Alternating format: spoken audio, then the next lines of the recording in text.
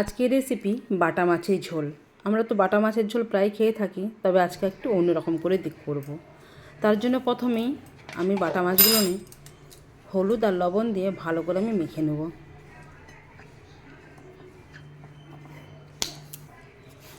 এরপরে কড়াইতে আমি তেল দিয়ে তেলটা গরম হতে দেব। প্রথমে আলুগুলো আগে ভালো করে ভেজে নিতে হবে, তাতে লবণ দিয়ে দিব। ভালোভাবে আলুগুলো ভাজা হয়ে গেলে আমি কিন্তু তুলে নেব।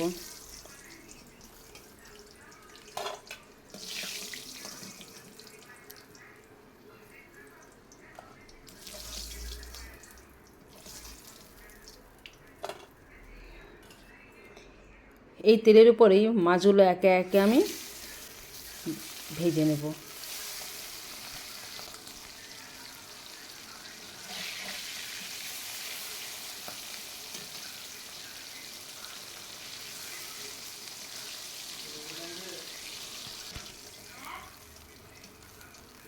মাছগুলো ভাজা হয়ে গেলে আমি তুলে নেব।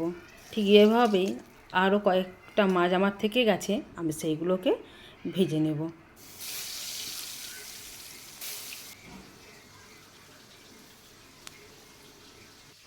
কয়েকটা মাছ থেকে গেছে, ওইগুলো ভাজা হতে হতে আমি অন্যদিকে মশলাগুলো আমি পিষে নেব।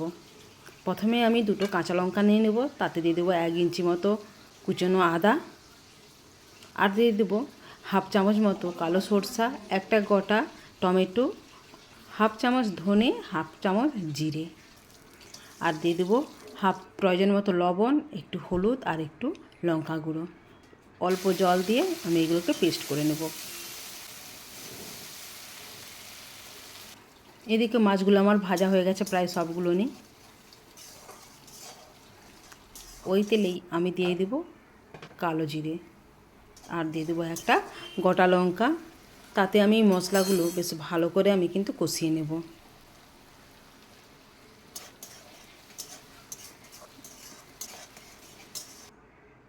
খেয়াল রাখতে হবে কালো সরষে দেওয়া আছে যেন তেতো না হয়ে যায়।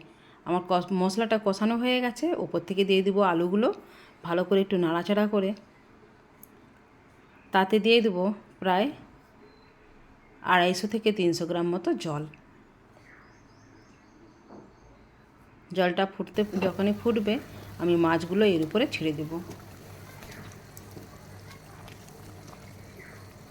কিছু পরে ধনেপাতা দিয়ে আমি কিছুক্ষণ ফুটতে দেব, নাড়াচাড়া করে। ব্যাস, আজকের তৈরি বাটা মাছের ঝোল।